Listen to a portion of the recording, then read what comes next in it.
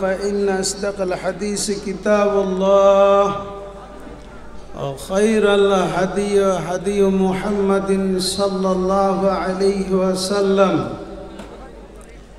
وشر الأمور محدثاتها وكل محدثة بدعة وكل بدعة ضلالة وكل ضلالة في النار. أعوذ بالله من الشيطان الرجيم. بسم الله الرحمن الرحيم. يثبت الله الذين آمنوا بالقول الثابت في الحياة الدنيا وفي الآخرة ويضل الله الظالمين ويفعل الله ما يشاء.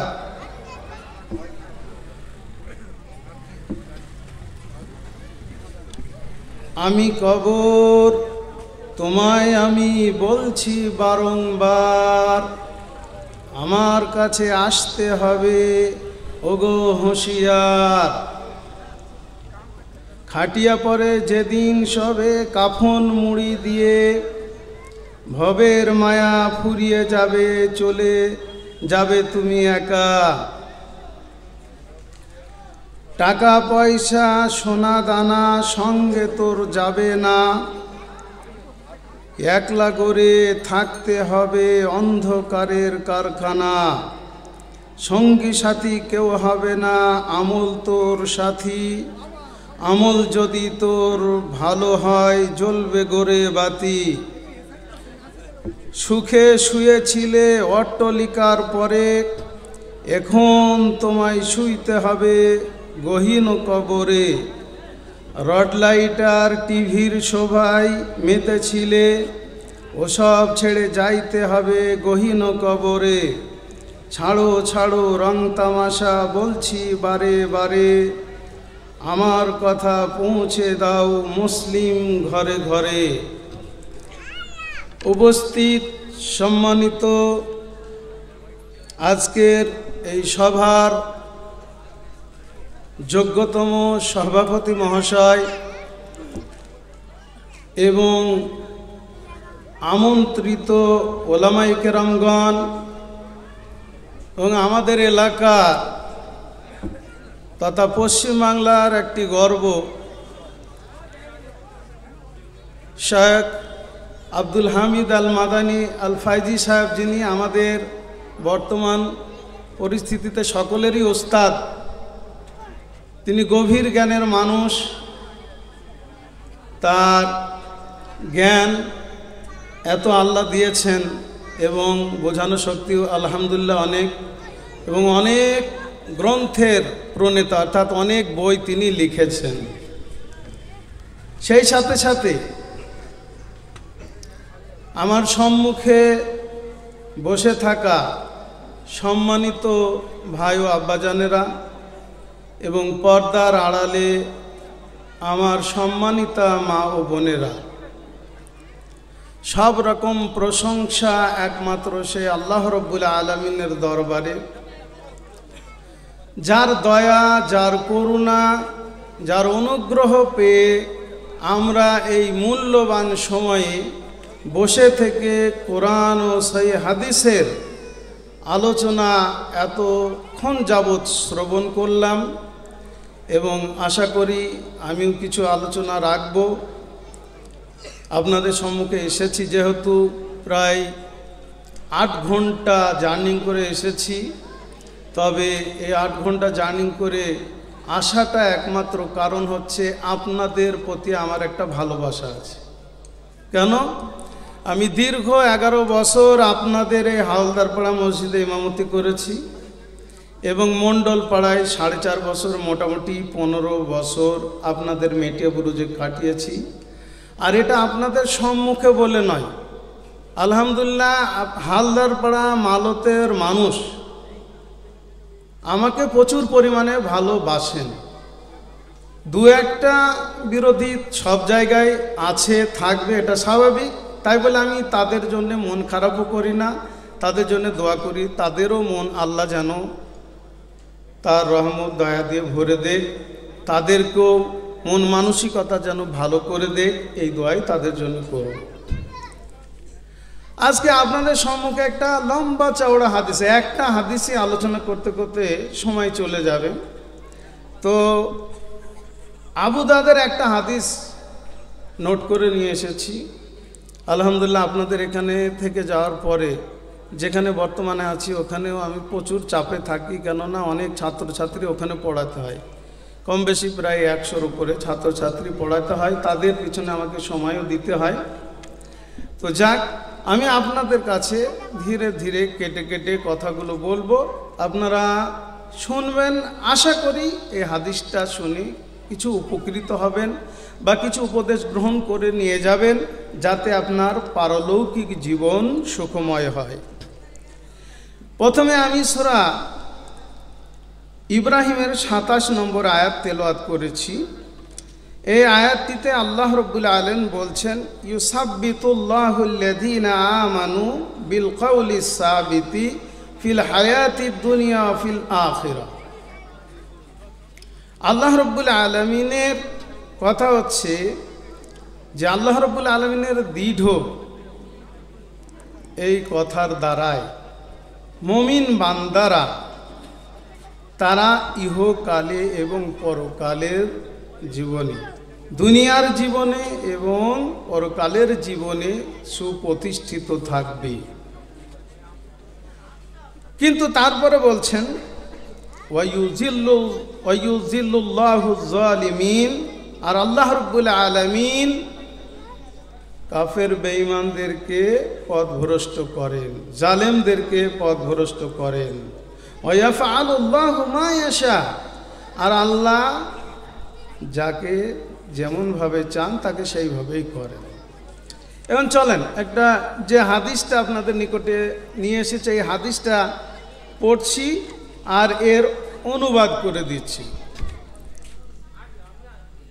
আনিল বারা ইবনে আজিব রাদিয়াল্লাহু তাআলা আনহু قال خرجنا مع رسول الله صلى الله عليه وسلم। বারা ইবনে আজিব রাদিয়াল্লাহু তাআলা আনহু তিনি বলছেন, আমরা রাসূলুল্লাহ সাল্লাল্লাহু আলাইহি সাল্লামের সাথে বার হলাম। কোথায় বার হলাম? বলছে ফি জানাজাতি রাজুলিম মিনাল আনসারি, আনসারদের একজন ব্যক্তি মারা গিয়েছিল, তার জানাজায় আমরা শরীক হওয়ার জন্য বার হলাম এবং আমরা গেলাম। ফান্তাহাইনা ইলাল কবরে, এমনকি তার কবরের নিকটে আমরা পৌঁছে গেলাম। তাহলে রাসূলুল্লাহ সাল্লাল্লাহু আলাইহি সাল্লামের সঙ্গে সাহাবারা গেলেন কোথায়? একটা আনসারি ব্যক্তি মৃত্যুবরণ করে, তার মৃত্যুর জানাজায় শরীক হওয়ার জন্য গেলেন। যার পরে বলছেন যে ওয়ালাম্মা ইউলহাদ, আল্লাহ রসুল সাল্লাল্লাহু আলাইহি সাল্লামের ওই সাহাবা বলছেন যে তখন কবর খনন করতে কিছুটা বাকি ছিল, কবর পূর্ণ খনন করা হয়নি, কবরটা পূর্ণ তৈরি করতে তাদের সময় লেগেছিল, যে বেশ কিছু সময় বাকি ছিল পূর্ণ করতে।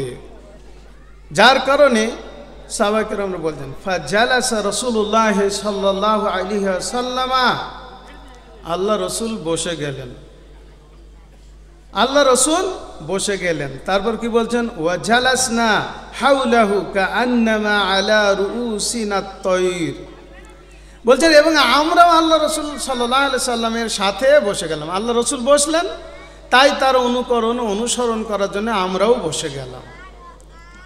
সাহাবায়ে কেরামরা বসলেন।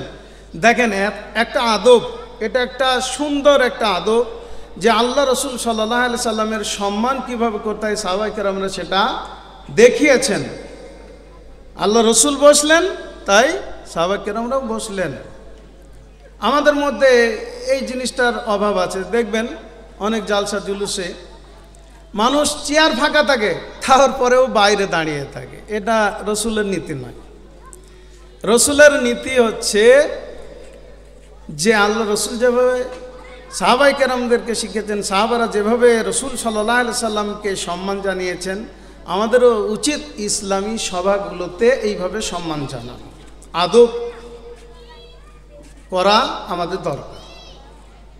তারপরে বলছেন অফিয়াদিহি উদুন ইয়ানকুদু বিহিল আরজি, আর আল্লাহ রসুল সাল্লাল্লাহু সাল্লামের হাতে একটা লাঠি ছিল, সেই লাঠি দ্বারা জমিনে আঁচড় কাটছিলেন, দাগ কাটছিলেন। আমরা একটা কাঠি নিয়ে বসে থাকলে একটা কাঠি নিয়ে দাগ কাটি না, অনেক সময় দাগ কাটি। মাটি হলে, আপনাদের শহর এলাকায় মাটি তো কমই থাকে, বেশিরভাগ তো পাকা জায়গা, মাটি থাকলেও খুব কম জায়গায় আছে। তো আল্লাহ রসুল সাল্লাল্লাহু আলাইহি সাল্লাম দাগ কাটছিলেন। তারপর বলছেন যে তার আগের শব্দ আছে যা আমরাও আল্লাহ রসুলের চতুর্দিকে হাউলাহু, চতুর্দিকে বসে গেলাম, কাআন্নামা আলা রুউসিনা তয়র, যেন আমাদের উপরে একটা পাখি বসে আছে। আল্লাহ রসুলকে পাখির মতো, পাখি যেমন তার বাচ্চাদেরকে ছায়ার মতো করে নিয়ে ডানার মধ্যে ভরে নেয় পানি আসলে, ঝড় বৃষ্টি আসলে, ঠিক বলছেন আমরা চতুর্দিকে বসে গেলাম, আর আল্লাহ রসুল আমাদের মনে হচ্ছে যেন আমাদের উপরে একটা পাখি বসে আছে। তারপরে বলছেন আল্লাহ রসুল কি করলেন, ফারাফাআ রা'সাহু, আল্লাহ রসুল কি করলেন, মাথা উঠালেন। মাথা উঠানোর পরে বলছেন ফাকালা ইস্তাঈযু বিল্লাহ মিন আযাবিল কবরি মাররাতাইনে আও সালাসান। আল্লাহ রসুল সাল্লাল্লাহু আলাইহি সাল্লাম সাহাবায়ে কেরামদেরকে বলছেন তোমরা আল্লাহর কাছে কবরের আযাব থেকে পানাহ চাও, সাহায্য চাও। যেমন আমরা দোয়ায়ে মাসুরাতে পড়ি, আল্লাহুম্মা ইন্নী আউযু বিকা মিন আযাবি জাহান্নাম ওয়া আউযু বিকা মিন আযাবিল কবর ওয়া আউযু বিকা মিন ফিতনাতিল মাসিহিদ দাজ্জাল ওয়া আউযু বিকা মিন ফিতনাতিল মাহইয়া ওয়া ফিতনাতিল মামাত আল্লাহুম্মা ইন্নী আউযু বিকা মিনাল মাসামি ওয়া মিনাল মাগরাম। এই যে দোয়াটা পড়ি, তো এখানে কবরের কথা আছে। আমরা কবরের ফিতনা থেকে, কবরের আযাব থেকে আল্লাহ তোমার কাছে পানা চাই, তোমার কাছে সাহায্য চাই। প্রত্যেক দিন 5 ওয়াক্তের নামাজে, সুন্নত নামাজে, বেতের নামাজে আর অন্যান্য নামাজগুলোতে আমরা পানা চাই। আল্লাহুম্মা ইন্নী আউযু বিকা মিন আযাবি জাহান্নাম ওয়া আউযু বিকা মিন আযাবিল কবর। তো বলছেন আল্লাহ রসুল এই কথাটা কবার বললেন? 3 বার, 2 অথবা 3 বার, বলছে 2 বার অথবা 3 বার বললেন। গুরুত্বপূর্ণ কথা, কবরের আযাব এত ভয়ানক, এত কঠিন, যার কারণে রাসূলুল্লাহ সাল্লাল্লাহু আলাইহি সাল্লাম 1 বার নয়, 2 বার 3 বার পর্যন্ত কথাটা রিপিট করলেন, পুনরায় বললেন, বারবার বললেন যে তোমরা আযাব, কবরের আযাব থেকে আল্লাহর কাছে প্রার্থনা চাও, সাহায্য চাও, আল্লাহর নিকটে অনুগ্রহ চাও, কেননা কবরের আযাব কঠিন আযাব। পরে এই হাদিসের শব্দে আসবে, আপনারা শুনলে বুঝতে পারবেন। তারপরে বলছেন জাদা ফি হাদিসি জারির, জারির রাদিয়াল্লাহু তাআলা আনহু তিনি আরও উদ্বৃত্ত বর্ণনা করেছেন। কি বলছেন? হা হুনা ওয়াকালা ওয়া ইন্নাহু লা ইয়াসমাউ খাফকা নিআলিহিম, বলছেন এই ব্যক্তি, তোমরা যাকে কবর দিলে, এই ব্যক্তি কি করছে, তোমরা যখন ফিরে যাও তখন তোমাদের জুতোর আওয়াজ শুনতে পায়। ইযা ওয়াল্লাউ মুদবিরিনা, আর তোমরা যখন ফিরে যাও তখন তোমাদের জুতোর আওয়াজ ওই কবরে শায়িত ব্যক্তি, যাকে কবরে শোয়ানো হয়, তিনি শুনতে পায়। তারপরে কি বলছেন? হিনা ইউকালু লাহু, সেই ব্যক্তির ব্যাপারে বলছেন ইয়া হাযা মার রাব্বুক, এই ব্যক্তি তোমার প্রভুকে। ওই সময় তাকে জিজ্ঞাসা করা হয় মার রাব্বুক, তোমার প্রতিপালক কে, তোমার স্রষ্টাকর্তাকে, তোমার সৃষ্টিদাতাকে, তোমার রিজিক দাতাকে, এক কথায় তোমার সৃষ্টিকর্তাকে বা তোমার প্রভুকে প্রশ্ন করা হয়। মার রাব্বুক আমা দীনুক, তোমার দিন কি ছিল, তুমি কি দিন পালন করেছো, কোন ধর্ম পালন করেছো, এটা জিজ্ঞেস করা হয়। আমার নবিয়ুক, এবং তোমার নবীকে এটা প্রশ্ন করা হয়। তাহলে 3টে প্রশ্নের কথা এখানে বলা হলো। তোমার প্রতিপালককে, তোমার দিন কি, তোমার নবীকে, তিনটি প্রশ্ন করা হয়। ক্বালা হান্নাদ, হান্নাদ রহমতুল্লাহ আলাইহি তিনি বলছেন, ক্বালা ওয়া ইয়াতিহি মালাকানি। হান্নাদ রহমতুল্লাহ আলাইহি তিনি আরও একটু বাড়িয়ে বলছেন, বর্ণনা করছেন যে তার নিকটে দুইজন ফেরেশতা আসে। দুইজন, কয়জন? দুইজন ফেরেশতা আসে, যাকে আমরা মুনকার নাকির বলি, মুনকার নাকির বলি। তো দুইজন ফেরেশতা আসে। তারপরে কি বলছেন? ফাইজুলি সানিহি, এবং তাকে উঠে বসায়, ধরে উঠে বসায়। বসানোর পরে বলে ফায়াকুলানি লাহু, তারা দুইজনেই জিজ্ঞাসা করে, কি জিজ্ঞাসা করে? মার রব্বুক, তোমার প্রতিপালককে। তারপরে সেই ব্যক্তি যদি সত্যিকারে আল্লাহ আল্লাহ হয়, মুমিন হয়, দিনদার হয়, পরেশগার হয়, বেঈমান যেন না হয়, মুনাফিক যেন না হয়, গুনাহগারী যেন না হয়, জালেম অত্যাচারী যদি না হয়, পূর্ণ ঈমানদার যদি হয়, আল্লাহ আল্লাহ হয়, তাহলে সেই ব্যক্তি কি বলে? ফায়াকুলু রব্বি আল্লাহ, আমার প্রতিপালক কে? আল্লাহ। এটা সে উত্তর দিয়ে দেয়। তারপর বলছেন ফায়াকুলানি লাহু, এবং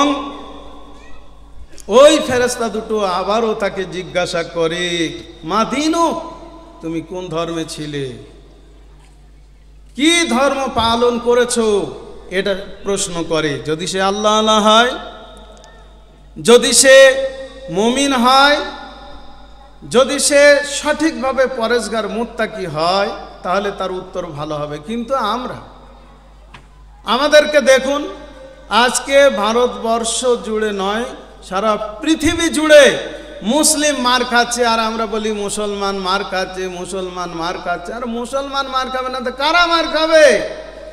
সুদের ব্যবসায় মুসলমান জড়িত, জুয়ার আড্ডায় মুসলমান জড়িত, মদের আড্ডায় মুসলমান জড়িত, ব্যভিচারের আড্ডায় মুসলমান জড়িত, ক্যারাম খেলাতে মুসলমান জড়িত, লুডো খেলাতে মুসলমান জড়িত, গেমস নিয়ে ছেলেরা, ইয়াং ছেলে মেয়েরা জড়িত, কার্টুন নিয়ে জড়িত, এ টু জেড সব দিক দিয়ে মুসলমান চতুর্দিকের পাপাচারে লিপ্ত হয়েছে। তা মুসলমান মার খাবে না কে খাবে বলেন? গোটা পৃথিবী জুড়ে দেখেন 200 কোটির উপরে মুসলিম আছে, আর গোটা পৃথিবী জুড়ে মাত্র 2 কোটি ইহুদি আছে। 2 কোটি ইহুদি গোটা পৃথিবীর মুসলমানকে একেবারে সব জায়গায় হেয় প্রতিপন্ন করছে।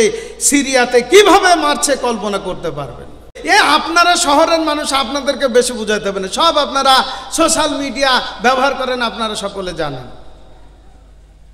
যদি এই ধরনের মুসলিম হয় তাহলে কিন্তু উত্তর দিতে পারা যাবে না, উত্তর দিতে পারবো না। তো যদি বলা হচ্ছে যদি ভালো মুসলিম হয়, যদি প্রকৃতপক্ষে মুসলিম হয়, তাহলে সে বলবে ফায়াকুলু দীনিয়াল ইসলাম, আমার ধর্ম ছিল ইসলাম, আমার দিন ছিল কি? ইসলাম। ইসলাম মানে কি? আত্মসমর্পণকারী। আমরা আল্লাহর ইচ্ছায় চলবো, আমি আমার ইচ্ছায় চলতে পারি না। মুসলিম কখনো নিজের ইচ্ছায় চলবে না। মুসলিম সদা সর্বদাই কোরআন এবং হাদিসের নির্দেশনা মোতাবেক চলতে হবে, অত সস্তা নয়। নামাজ পড়লেই মুসলমান হওয়া যায় না, দান করলেই মুসলমান হওয়া যায় না। মুসলমান হতে গেলে যেগুলো বলা হয়েছে বিধানে, সেগুলো পুঙ্খানুপুঙ্খানুভাবে মানতে হয়। তো বললেন যে আমার দিন ছিল ইসলাম। তারপরে আবার ফেরেশতারা প্রশ্ন করছেন ফায়াকুলানি লাহু, তারা আবার জিজ্ঞেস করলেন মা হাযার রাজুলুল্লাযী বুইসা ফীকুম, তোমার নিকটে একজন ব্যক্তিকে পাঠানো হয়েছিল, এই যে এই ব্যক্তিকে পাঠানো হয়েছিল, তোমার এই ব্যক্তিকে তুমি কি জানো? বলবেন ফায়াকুলু হুয়া রাসূলুল্লাহ, বলবে হ্যাঁ এই ব্যক্তি হচ্ছে রাসূলুল্লাহ, আল্লাহর রাসূল, আল্লাহর প্রেরিত দূত, আমাদের প্রফেট, আমাদের নবী, আমাদের পথ প্রদর্শক। ইনি আমাদেরকে জাহান্নামের ভয় দেখিয়েছেন, জাহান্নামের ভয়, কবরের ভয়, কিয়ামতের পুলসিরাতের ভয়, হাসরের ময়দানের ভয়, তারপরে জান্নাতের আশা আকাঙ্ক্ষা, এগুলো সব ইনি আমাদেরকে বর্ণনা করেছেন। অতএব বলবেন হুয়া রাসূলুল্লাহ, ইনি হচ্ছেন আল্লাহর রাসূল। উত্তর দিয়ে দিতে পারবি। তারপরে বলছেন যে ফায়াকুলানি ওয়া মা ইউদরিক। দেখেন, তিনটে প্রশ্ন হয়ে গেল, তোমার রবকে, তোমার দিন কি, তোমার নবীকে। তিনটি প্রশ্নের উত্তর কেউ যদি দিতে পারে, তিনটে প্রশ্নের উত্তর যদি কেউ দিতে পারে, তাহলে কবরে তাকে আরেকটা প্রশ্ন করা হয়। আমরা অনেকে মনে করি তিনটেই প্রশ্ন করে ছেড়ে দেয়, না, যারা উত্তর দিতে পারে তাদের জন্য আবার অ্যাডভান্স একটা বাড়তি প্রশ্ন করা হয়। আমায় উদ্রিক, তুমি এগুলো জানলে কি করে গো, তুমি কি করে জেনেছো, এ তাকে প্রশ্ন করা হয়। তখন তিনি বলবেন ফায়াকুলু কারাতু কিতাব আল্লাহ, আমি আল্লাহর কিতাব পড়েছিলাম। যে আমরা যারা কোরআন জানি না, হাদিস জানি না, ইসলামিক বই পুস্তক পড়ি না, তারা কিন্তু উত্তর দিতে পারবেন না। কেন? আপনাকে কিতাব পড়তে হবে, শুনে শুনে মুসলমান হলে হবে না। আমি তো বর্তমান ইউটিউব ভরা বক্তব্য, বক্তাদের বক্তব্য শুনবেন, জাল জয়ীব দুর্বল যা খুশি বলে যাচ্ছে, আর ইউটিউবে ভাইরাল হয়ে যাচ্ছে। বিশাল বক্তা, বিশাল বক্তা, আপনাকে সহি বলছে কি জয়ীব বলছে, এগুলো সার্চিংও করি না, খুব ভালো বক্তা, ইন্টারন্যাশনাল বক্তা। আপনারা জানেন মিজানুর রহমান আজহারি, তিনি হাদিসের কত ভুল ব্যাখ্যা করে জানেন আপনি? ভালো করে তথ্যগুলো দেখবেন। তার একটা ঘটনা আমি বলছি, তিনি একদিন লেকচার দিতে দিতে বলছেন যে মুসা আলাইহিস সালামের সঙ্গে ফিরাউনের যখন যুদ্ধের ব্যাপার হলো, ফিরাউনের সৈন্যরা যখন ওই গিয়ে সমুদ্রের নিকটবর্তী এলো, আর মুসা আলাইহিস সালাম সমুদ্রের নিকটবর্তী আছে, দেখছে যে ওরা এলো আর ওরা আসছে আমাদের ধরে নেবে, সঙ্গে সঙ্গে রডের ব্রিজ তৈরি হয়ে গেল। তখন রডের কোনো বালাই ছিল না, অত বড় কোরআনে একটা কত বড় ভুল ব্যাখ্যা করল। সেই জন্যে কোরআন পড়তে হবে, শুনে শুনে বললাম বিশাল বক্তা, বিশাল বক্তা না, আপনাকে যাচাই বাছাই করতে হবে, জানতে হবে, সঠিকভাবে জেনে আপনাকে মানতে হবে, জানতে হবে। তাহলে দেখেন আল্লাহ রসুল সাল্লাল্লাহু আলাইহি ওয়াসাল্লাম বলছেন, কি বলছেন? তালাবুল ইলমে ফরিজাতুন আলা কুল্লি মুসলিম। প্রত্যেকটা মুসলিম নর নারীর জন্য ধর্মীয় শিক্ষা অর্জন করা কি ফরজ। নামাজ পড়া যেমন ফরজ, রোজা করা যেমন ফরজ, যাকাত দেওয়া যেমন ফরজ, হজ করা যেমন ফরজ, তারপরে আপনার আল্লাহর উপরে বিশ্বাস রাখা যেমন ফরজ, পর্দা করা মেয়েদের যেমন ফরজ, ঠিক সেম টু সেম শিক্ষা, ধর্মীয় শিক্ষা অর্জন করা প্রত্যেক মুসলিম নর নারীর জন্য ফরজ। আমি বলছি না যে আমাদের সকলকে আলেম হতে হবে, আলেমা হতে হবে, তা নয়।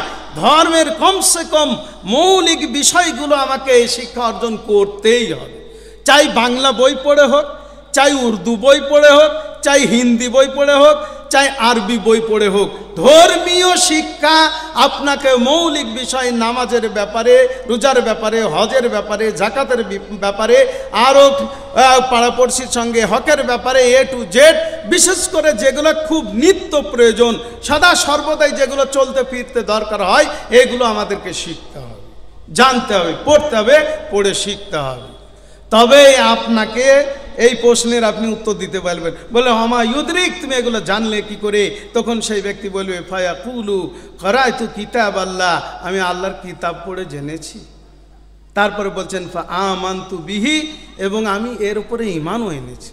কোরআন হাদিস পড়েছি এবং সেই মোতাবেক আমি ঈমানও এনেছি। তারপরে কি বলবেন? সাদ্দাকতু, আর আমি এটাকে সত্যায়িত করেছি, অর্থাৎ আমি সত্য বলে এটাকে মেনে নিয়েছি। তারপরে কি বলবেন? তারপর কি বলছেন? জাদা ফি হাদিসি জারির, জারির রাদিয়াল্লাহু তাআলা আনহু তিনি আরো বলছেন ফাযালিকা কাউলুল্লাহু আযজা ওয়া জাল্লা ইউসাব্বিতুল্লাহু আল্লাযীনা আমানু বিল কাউলি সাবিতি ফিল হায়াতি দুনিয়া ওয়া ফিল আখিরাহ ওয়া ইউযিল্লুল্লাহু যালিমিনা ওয়া ইয়াফআলুল্লাহু মা ইয়াশা। এই আয়াতটির অনুবাদ করেছি সূরা ইব্রাহিমের 27 নম্বর আয়াত। এবার তারপরে বলছেন সুম্মাত্তাকাফা ক্বালা ফায়ুনাদি মুনাদি মিনাস সামাই, তারপর কিছুক্ষণ পরে অতঃপর বললেন যে আসমান থেকে একটা ঘোষণাকারী ব্যক্তি ঘোষণা করবেন। কি করবেন? আন কাদ সাদাকা আবদি, আমার এই বান্দা সত্য বলেছে। আসমান থেকে ঘোষণা আসবে, এই ব্যক্তি সঠিক উত্তর দিয়েছে, কোনো ভুল অ্যান্সার নয়।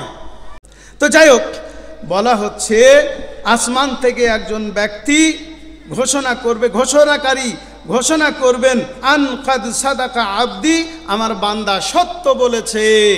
তারপরে কি বলা হবে? ফাআফরিশুহু মিনাল জান্নাহ, তার জন্যে জান্নাতের বিছানা বিছিয়ে দাও গো। ফেরেশতাদেরকে বলবে তার জন্যে জান্নাতের বিছানা বিছিয়ে দাও। যে ব্যক্তি এই উত্তরগুলো দেবে তার জন্যে জান্নাতের বিছানা বিছিয়ে দেওয়া হবে। তারপরে কি করবেন?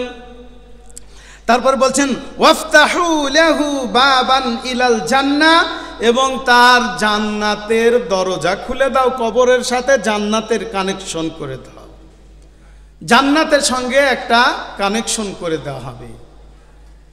যেমন যারা আল্লাহ আল্লাহ দিনদার পরেশগার মুত্তাকি ব্যক্তি, তাদের কবর দেখবেন জান্নাতের সঙ্গে কানেকশন, আর তাদের কবর ধসে না। আপনাদের শহরের ব্যাপার তো, গ্রামগঞ্জে গেলে দেখতে পাবেন এক একটা কবর কিন্তু ধসে না। কেন? আমরা দেখেছি অনেক আল্লাহ আল্লাহ ব্যক্তি পরেশগার দিনদার ব্যক্তিদের কবরটা আর ভেঙে পড়ে না, আল্লাহ ওইভাবেই রেখে দেন, আজীবন কাল তাক থেকে যায়। কবর এমন একটা জায়গা, মৃত্যুর পরে আপনাকে হাজার হাজার বছর, লক্ষ লক্ষ বছর থাকতে হয়। কবর হচ্ছে প্রথম মঞ্জিল, আখেরাতের প্রথম স্টেজ, আখেরাতের প্রথম ধাপ হচ্ছে কবর। সেই কবরের ব্যাপারে আলোচনা হচ্ছে, মারাত্মক ব্যাপার। এই শাস্তির ব্যাপারে আসছে হাদিস, এই হাদিসেই আছে আলোচনা। আপনারা কল্পনা করতে পারবেন এত ভয়ানক কবরের আযাব। তো বলছেন যে তার জন্যে জান্নাতের দরজা খুলে দাও। তারপরে কি বললেন? ওয়া আলবিসুহু মিনাল জান্নাহ, এবং জান্নাতের পোশাক পরিয়ে দাও। আমাদের বিয়ে শাদী হলে দেখবেন, আপনাদের মেটিয়া বুরুজের কালচার এটা, বিয়ে শাদী বা কোনো অনুষ্ঠান হলে আপনার ইনভাইট আছে, দাওয়াত আছে, সাদা পাঞ্জাবি সাদা লুঙ্গি পরে যায়। আর সত্যি এটা ভালো ড্রেস, কেননা সাদা পোশাক আল্লাহর নিকটে সব থেকে প্রিয়, সাদা রং আল্লাহর নিকটে সব থেকে প্রিয়। তবে এই নয়, একটা কথা বলে নিই, সাদা পোশাক পরিধান করলাম আর মুখটা একবারে লাল, হারাম খেয়ে মুখটা লাল করে দিলাম, কত খারাপ লাগে বলেন তো? খাবেন না, হারাম জিনিস খাবেন না। খনি তিরঙ্গা আপনারা দেখছেন তো, আমি প্রায় প্রত্যেক সপ্তাহে খবর নিই। আপনাদের প্রতি সত্যিকার আমার ভালোবাসা আছে বলে আমি খবর নিই মেটিয়া বুরুজের বাজার হাটের অবস্থা কী, খবর কি, বাজার হাট মানুষের কেমন চলছে। অনেক মানুষই দুঃখ জানায়, বলছে বাজার হাট খুবই খারাপ, পরিস্থিতি খুবই খারাপ। আমি বলি আল্লাহ আপনাদের সহজ করে দেখ, আল্লাহ আপনাদের রাস্তা খুলে দেখ, দোয়া করি। কেননা এই পরিস্থিতি এত খারাপ, দিন দিন দিন দিন খারাপের দিকে যাচ্ছে। সেই জন্যে আমাদেরকে সতর্ক হতে হবে। এই অপচয় আল্লাহ পছন্দ করেন না। যেখানে অপচয় হবে সেখানে আল্লাহর গজব পড়বে, আল্লাহর লানত পড়বে। অতএব এই বিজনেস উঠে চলে যাবে, ব্যবসা অন্যত্রে চলে যাবে, আপনারা তখন দাঁড়ে দাঁড়ে ঘুরতে হবে। সেই জন্যে আপনাদেরকে ভালোবাসি বলেই আপনাদেরকে বলছি যে নেশা জাতীয় দ্রব্য ছেড়ে দেন, এতে আল্লাহর অভিশাপ কুড়াচ্ছেন। আল্লাহর অভিশাপ আসলে সে জায়গা আর ভালো থাকে না। অতএব আল্লাহর কাছে যদি ভালো হতে চান, আল্লাহর রহমত, তার বরকত, তার দয়া যদি পেতে চান, তাহলে অবশ্যই যাবতীয় হারাম কাজ, অন্যায় কাজ, পাপাচার কাজ ত্যাগ করে দেন এবং আল্লাহর মুখী হন, মসজিদ মুখী হন, মসজিদে যান, আল্লাহকে ডাকেন, আল্লাহকে ডাকেন। ইব্রাহিম আলাইহিস সালামের সন্তানের প্রয়োজন ছিল, তিনি দুই নামাজে আল্লাহকে ডেকেছেন। জাকারিয়া আলাইহিস সালামের সন্তানের প্রয়োজন ছিল, নামাজে আল্লাহকে ডেকেছেন। সূর্যগ্রহণ হয়েছে, নামাজে আল্লাহকে ডাকেন। চন্দ্রগ্রহণ হয়েছে, নামাজে আল্লাহকে ডাকেন। পানি হচ্ছে না, নামাজে গিয়ে আল্লাহকে ডাকেন। অতি বৃষ্টি হচ্ছে, নামাজ পড়ে বৃষ্টি বন্ধ করেন। এক কথায় নামাজ এমন একটা মাধ্যম, যে মাধ্যমের দ্বারাই আপনি সাকসেসফুল হতে পারেন। অতএব নামাজ এমন একটা বড় হাতিয়ার, যে হাতিয়ার আপনাকে কারেন্টের সুইচ টিপলে যেমন সঙ্গে সঙ্গে লাইট ফ্যান চলে যায়, এর থেকে দ্রুত বেগে আল্লাহ কবুল করে নেবেন যদি আপনার নামাজটা সঠিক হয়। তো বললেন আল্লাহ রসুল সাল্লাল্লাহু আলাইহি ওয়াসাল্লাম বলছেন ওয়া আলবিসুহু মিনাল জান্নাহ, এই ব্যক্তির জান্নাতের ড্রেস পরিয়ে দাও, পোশাক পরিয়ে দাও। তারপরে বলছেন ক্বালা ফায়াতিহি মির রূহিহা ওয়া তিবিহা, বলছেন এই ব্যক্তির জান্নাতে হাওয়া বইয়ে দাও এবং খুশবু, তার জান্নাতে যেন, তার কবরে যেন সুগন্ধির সদা সর্বদাই বইতে থাকে, কবরে জান্নাতি হাওয়া এবং সুগন্ধি বইতে থাকে। রাসূলুল্লাহ সাল্লাল্লাহু আলাইহি সাল্লামের কথা বললেন। তারপরে কি বলছেন? ক্বালা ওয়া ইফতাহু লাহু ফিহা মাদ্দা বাসারিহি, এবং তার চোখের দৃষ্টি কবর থেকে যত দূর যাবে তত দূর পর্যন্ত এর কবরকে প্রশস্ত করে দাও। যারা জান্নাতি হবে তারা কবরে শুয়ে আছে কি জান্নাতে শুয়ে আছে, তারা অবাক হয়ে যাবে যে আমরা জান্নাতে শুয়ে আছি, কেননা জান্নাতের সব কিছু ফ্যাসিলিটি তাদের কবরে দেওয়া হবে। তাই বললেন যত দূর চোখের নজর যাবে তত দূর পর্যন্ত আমার এই বান্দার কবরকে প্রশস্ত করে দাও, বাড়িয়ে দাও। এইবার দ্বিতীয় ব্যক্তির কথা এখানে আলোচনায় আসছে, বলছে ক্বালা ওয়া ইন্নাল কাফির, কাফের ব্যক্তির কথা এবার আলোচনা আসছে। যারা বেঈমান, যারা মুনাফিক, যারা বিভিন্ন রকমের মানুষের উপরে মিথ্যা তহমত লাগায়, মানুষের বিরুদ্ধে অপবাদ রটায়, মানুষের পিছনে লেগে মানুষকে ক্ষতিগ্রস্ত করে, মানুষের পিছনে অনেক গীবত করে, পরচর্চা করে, পরনিন্দা করে, মুনাফিকি করে, সেই সমস্ত ব্যক্তিদের কথা এবার উল্লেখ হচ্ছে এখানে। কাফের বলতে যে অস্বীকার করে আল্লাহর বিধানকে তাকেই কাফের বোঝানো হয়েছে। আমি মুসলিম থেকেও তো কাফের। কেন? আপনারা সৌদি আরবের ওলামাদের ফতোয়া আছে, যে ব্যক্তি নামাজ পড়ে না এ ব্যক্তি কাফের, এ ব্যক্তি মুসলিম নয়, মুসলিম নয়, মুসলিম নয়। যে নামাজ পড়ে না মুসলিম হতেই পারে না। হ্যাঁ, আপনি ওই মুসলিম, কিলখানার গরুগুলো খেয়ে শেষ করা মুসলিম। হ্যাঁ, আপনি ওই মুসলিম, মদ খেয়ে মাতালের মতো এখানে ওখানে ছুটে বেড়ানো মুসলিম। আপনি জুয়ার আড্ডায় বসা মুসলিম, আপনি তাসের আড্ডায় বসা মুসলিম। আপনি প্রকৃত মুসলিম নন, যার কারণে আপনার দ্বারাই কোনো কাজ হবে না। আপনি আল্লাহর বিধানকে অস্বীকার করেছেন, আল্লাহর বিধানের তাওয়াক্কা করেননি, আল্লাহর বিধানের হাসি মজাক করেছেন, আল্লাহর বিধানকে উল্টো পাল্টা ভেবেছেন। অতএব আপনি জেনে নেন আপনার জন্য খুব ভয়াবহ পরিস্থিতি রয়েছে। আল্লাহ রসুল সাল্লাল্লাহু আলাইহি সাল্লাম বলছেন ফাযাকারা মাউতাহু, কাফেরের মউতটাকে জিকির করছেন বা বলছেন সেই কাফের ব্যক্তির ব্যাপারে, যে ক্বালা তুআদু রূহুহু ফি জাসাদিহি, বলা হচ্ছে সেই কাফের ব্যক্তির কবরে তার রূহটাকে ফেরত দেওয়া হয়, তার শরীরে প্রবেশ করানো হয়। ওয়া ইয়াতিহি মালাকানি, এবং দুটি ফেরেশতা আসে তার নিকটে। তারপরে কি? ফায়ুজলিসানিহি, তাকে উঠে বসানো হয়। তাকে যেমন ওই প্রথম ব্যক্তিকে উঠে বসানো হলো, ঠিক এই ব্যক্তিকেও উঠে বসানো হয়। তারপরে তাকে ফায়াকুলানে, এবং দুই ফেরেশতা তাকে জিজ্ঞেস করে, লাহু মার রব্বু, তোমার প্রতিপালক কি, তোমার স্রষ্টাকর্তা কে, তোমাকে দুনিয়ায় পাঠিয়েছিল কে, তোমাকে রিজিক দিয়েছিল কে, তোমার পূর্ণ জীবনের দায়িত্ব নিয়েছিল কে, তোমার জীবন মরণের মালিক কে? সে তখন বলবে ফায়াকুলু হা হা লা আদরি, আমি কিছুই জানি না, আমি কিছুই জানি না। মুসলিম থাকার পরেও যদি কবরে আপনি উত্তর না দিতে পারেন, বলবেন আমি কিছুই জানি না, কিছুই জানি না, তারপরে তো আযাব শুরু হবে। তারপরে বলছেন ওই ব্যক্তির ব্যাপারে আবার তাকে প্রশ্ন করা হচ্ছে যে তোমার কি, ফায়াকুলানে লাহু মা দীনুক, তোমার দিন কি ছিল গো, তোমার ধর্ম কি ছিল, তুমি কোন দিন মেনেছিলে, কোন ধর্ম মেনেছিলে, তাকে জিজ্ঞাসা করা হবে। একই উত্তর, ফায়াকুলু হা হা লা আদরি, আমি কিছুই জানি না, আমি কিছুই জানি না। উত্তর কিছুই জানি না, কিছুই জানি না। আপনার দুনিয়ার ক্ষেত্রে বলি, দুনিয়ার ক্ষেত্রে আপনি আপনার ছেলেমেয়েরা যে পড়াশোনা করছে, যদি আপনি বলেন তো যে পরীক্ষায় খাতায় যদি কিছু না লিখতে পারে তাকে কি দেবে?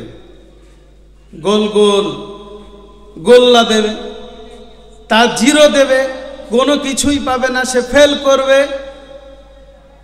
একটা বছরের কত মূল্য তারাই বুঝে যারা পরীক্ষায় ফেল করে, যে একটা বছর আমার নষ্ট হয়ে গেল।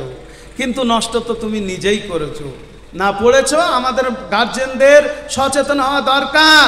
সন্তান কাঁদলেই মোবাইল ধরিয়ে দিই, সন্তান কাঁদলে, সন্তান বাহানা করলেই মোবাইল কিনে দিই। অ্যান্ড্রয়েড ফোন মোটেই আপনার ছেলেকে দেন। মাধ্যমিক পাশের আগে কোনো ছেলের হাতে মোবাইল দেবেন না, বড় মোবাইল দেবেন না। আপনি আপনার সন্তানের ভবিষ্যৎ নষ্ট করছেন।